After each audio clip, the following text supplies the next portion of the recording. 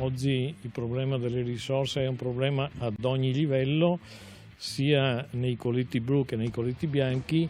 In questo momento stiamo cercando 6-7 persone in produzione e 3 persone invece nel mondo dell'ufficio. E la risposta qual è ad oggi? Ogni giorno speriamo che arrivino dei CV, ecco.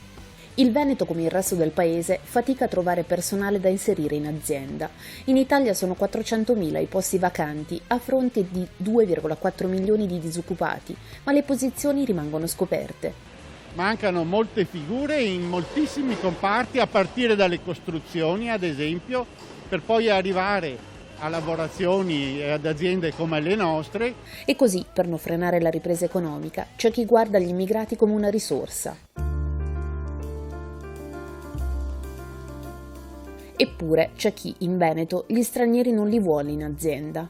È della scorsa estate il caso Grafica Veneta, una storia di sfruttamento e violenza finita in tribunale. Protagonisti, loro malgrado, una trentina di lavoratori stranieri. Grafica Veneta io ho lavorato molto difficile. Ho lavorato sempre ogni giorno 12 ore e 11 ore sempre. Lui pagato solo 4 euro per ora. Ancora non ho trovato buon lavoro.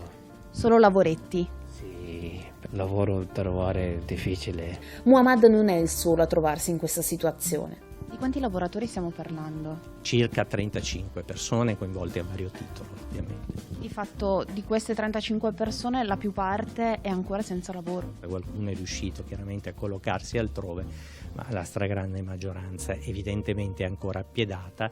Parliamo di lavoratori che hanno fatto proprio la classica trafila dell'immigrato, arrivati con i barconi in situazioni di estrema difficoltà.